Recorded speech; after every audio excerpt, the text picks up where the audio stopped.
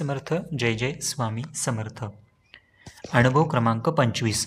टोळ यास अक्कलकोटास जाण्याची आज्ञा. राजश्री चिंतोपंताप्पा टोळ हे श्री स्वामी समर्थ सोलापुरास आले तेव्हा आपल्या घरी पेन्शनर होते.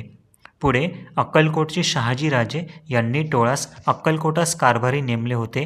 एक वेळ टोळ सोलापुरास जात असताना राजेसाहेबांनी त्यास जरुरीचे पाचारण आले. श्री स्वामी महाराज टोळांच्या घरी त्यावेळी आले होते. आपणही मजबरोबर अक्कलकोटास चालावे अशी महाराजांची टोळ यांनी प्रार्थना केली. तेव्हा महाराज म्हणाले, अक्कलकोटास उन्हाळा आहे, आपण येत नाही. तर मग महाराज आपण अक्कलकोटास केव्हा याल म्हणून टोळ यांनी श्रींस प्रश्न केला. महाराजांनी पुन्हा प्रश्न केला. तेव्हा महाराज म्हणाले, पाऊस पडल्यावर येऊ. मग चिंतोपंताप्पा महाराजांची आज्ञा घेऊन अक्कलकोटास गेले. हल्ली उन्हाळा आहे, पाऊस पडल्यावर येऊ म्हणजे जे टोळास म्हणाले त्याचा अर्थ प्राकृत जनस असा करतील की उन्हाळा कडक असल्याने महाराज भिवून अक्कलकोटास गेले नाहीत. पण महाराजांचा अर्थ असा नव्हता. भर 2 प्रहरी हवे तितके ऊन असले तरी महाराज बाहेर पडित असत. अक्कलकोट राजांचा अंतकाळ जवळ आला होता व त्या साली पावसाळ्याचा उन्हाळा बनला होता. हाच महाराजांचा उन्हाळा या शब्दाचा अर्थ आहे.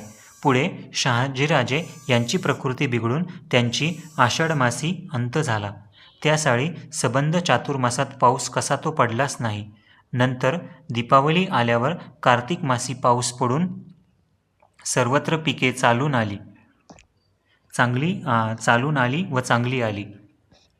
मग श्री स्वामी समर्थ अक्कलकोटास आले.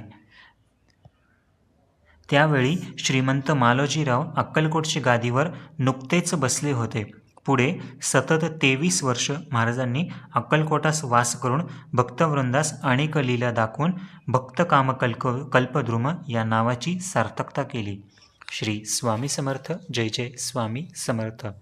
या ठिकाणी श्री स्वामी समर्थ बखर यातील अनुभव क्रमांक 21 ते 25 संपूर्ण झाले.